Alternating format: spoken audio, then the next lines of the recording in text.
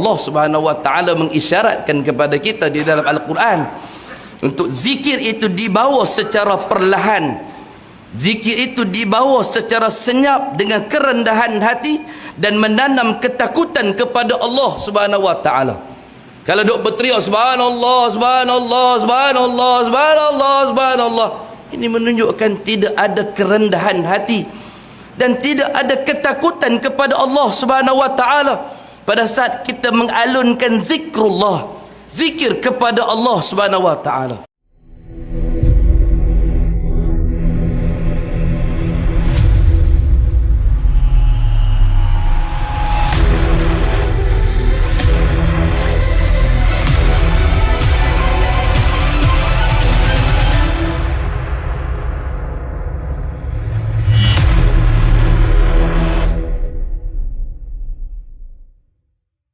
Kategori ataupun ciri-ciri hati yang sihat. Yang pertama, bersih daripada segala syahwat yang bercanggah dengan perintah dan larangan Allah Azza wa Jal.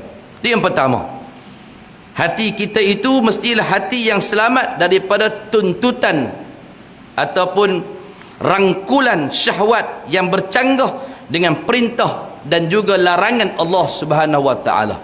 Manusia dibekalkan dengan nafsu. Manusia dibekalkan dengan nafsu, dan kita telah menceritakan tentang nafsu dan pembahagian nafsu dalam pertemuan-pertemuan yang lalu. Bahawa kehendak nafsu itu la ammaratun bisu, mengajak manusia ke arah kejahatan kepada Allah Azza wa Jal. Itu fungsi awal bagi hati. Namun hati itu perlu dirubah untuk menjadi hati yang lebih khusyuk kepada Allah Azza wa Jal. Hati yang lebih bernafsu ke arah mengerjakan ibadah kepada Allah. Hati yang lebih bernafsu dan lebih bersyahwat kepada perkara yang halal, yang telah dihalalkan oleh Allah Subhanahu wa taala, dan menjauhkan barang yang ditegah dan dilarang oleh Allah Azza wa Jal. Apa sahaja bentuk tuntutan dan kepuasan nafsu pada diri kita, seperti ada orang membicarakan tentang berzikir seorang-seorang tak berapa nak seronok. Itu tuntutan nafsu. Dia meletakkan tuntutan nafsu tu, dia mesti kalau nak zikir mesti ada keseronokan. Dia mesti ada satu gelombang. Dia mesti ada satu pitching. Dia mesti ada satu alunan yang indah, supaya dengan alunan yang indah itu akan mendatangkan kekhusyukan kepada hatinya. Itu tuntutan nafsu. Begitu juga dengan tuntutan selawat. Sebagian orang mengatakan selawat seorang-seorang ustaz, dan berapa kali selawat kita dan selawat, mungkin dan 3-4 kali 5 kali, kemudian kita pun nak terlena. Tapi kalau kita buat majlis selawat, ada padanya irama, gendang, seruling, kompang, maka kita akan berselawat hampir 2 jam 3 jam. Dia kata menurut tuntutan hawa nafsunya, dia berkehendak ke arah demikian. Dia kata dia duk bertasbih seorang-seorang, subhanallah subhanallah subhanallah subhanallah subhanallah subhanallah. Dia kata tak seronok lah ustaz. Rasa bila pergi semayang belah kedah rasa macam seronok lah. Bila tu imam tu suara sedap, dia sambung subhanallah subhanallah subhanallah subhanallah subhanallah subhanallah. Dia berasa itu lebih mendekatkan dirinya kepada Allah Azza wa Jal. Itu semua terletak pada apa? Terletak pada tuntutan nafsunya. Sedangkan tuntutan nafsu di sana, Allah Subhanahu wa taala menyuruh kita untuk berzikir kepada Allah Subhanahu wa taala dalam keadaan tadarruan wa khifah.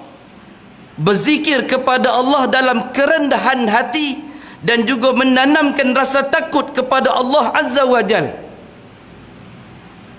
Wa dunal jahri minal qaul, dan janganlah kalian mengangkat dan mengeraskan suara kalian. Ini menunjukkan dengan jelas bahawa Allah Subhanahu wa taala mengisyaratkan kepada kita di dalam Al-Quran untuk zikir itu dibawa secara perlahan, zikir itu dibawa secara senyap dengan kerendahan hati dan menanam ketakutan kepada Allah Subhanahu wa taala. Kalau duk berteriak subhanallah subhanallah subhanallah subhanallah subhanallah, ini menunjukkan tidak ada kerendahan hati, dan tidak ada ketakutan kepada Allah Subhanahu wa taala pada saat kita mengalunkan zikrullah, zikir kepada Allah Subhanahu wa taala. Allah menjelaskan, hendaklah kamu berzikir kepada Allah Subhanahu wa taala dengan tadarru', dengan rendah hati, khifah, dengan perasaan khauf dan takut kepada Allah. Bilang satu-satu, sebab tu dia diisyaratkan tasbih salasah marrat, salasas wa salasina marrat, 33 kali itu dihitung satu persatu, bukan seruih subhanallah Allah. 3 kali seruih habis 33, alhamdulillah, alhamdulillah, habis 33, Allah akbar, Allah akbar. Dia bukan seruih jari, tapi satu-satu sengatan pada jari ini diikuti dengan baik. Subhanallah, subhanallah, subhanallah, subhanallah, subhanallah, subhanallah, subhanallah, subhanallah, diikuti satu persatu dalam kerendahan hati. Dan setiap kita memasukkan kalimah subhanallah, alhamdulillah, Allahu akbar, tanamkan rasa takutmu kepada Allah azza wa jal. Wa dunal jahri minal qaul bil ghuduwi wal asal, kata Allah, dalam keadaan kalian tidak mengeraskan suara kalian, tidak mengangkat suara kalian, baik zikir itu pada waktu pagi ataupun zikir itu kalian lakukan pada waktu petang. Hadirin hadirat yang dimuliakan Allah azza wa jal, maka tuntutan nafsu itu mesti ke arah sesuatu yang menuruti perintah Allah azza wa jal.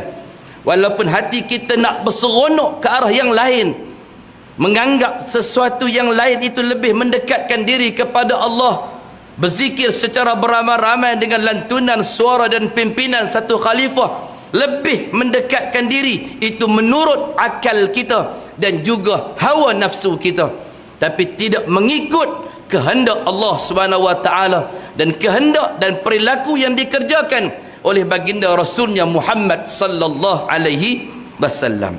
Bersih daripada segala tuntunan syahwat yang bercanggah dengan perintah. Maka dalam sidang ilmu, dalam perbahasan kuliah ilmu, dalam perbahasan majlis ilmu, dalam rumah Allah Subhanahu wa taala, kita taklah mensyarahkan syahwat itu kepada sesuatu kejahatan.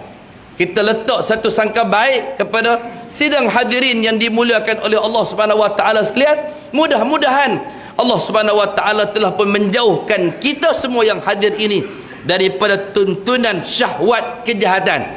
Yang tu kita tak syarah. Yang tu semua masing-masing faham apa yang dibenarkan oleh Allah, apa yang tak dibenarkan oleh Allah, apa yang dihalalkan oleh Allah, apa yang diharamkan oleh Allah. Kita mensyarahkan ke arah sesuatu perkara ibadah. Setiap seseorang nak melakukan ibadah, maka ibadah itu mesti di atas tuntunan syahwat ke arah sesuatu ibadah yang sahih dan ditinggalkan oleh baginda Rasulnya Muhammad sallallahu alaihi wasallam, bukan di atas sesuatu dakwaan asalkan baik. Maka kita nak ikut sesuatu yang baik walaupun perkara tersebut tidak dianjurkan oleh baginda nabinya Muhammad sallallahu alaihi wasallam dan juga tidak difahami oleh para sahabah ridwanullah alaihim ajma'in yang mengambil agama daripada baginda nabinya Muhammad sallallahu alaihi wasallam.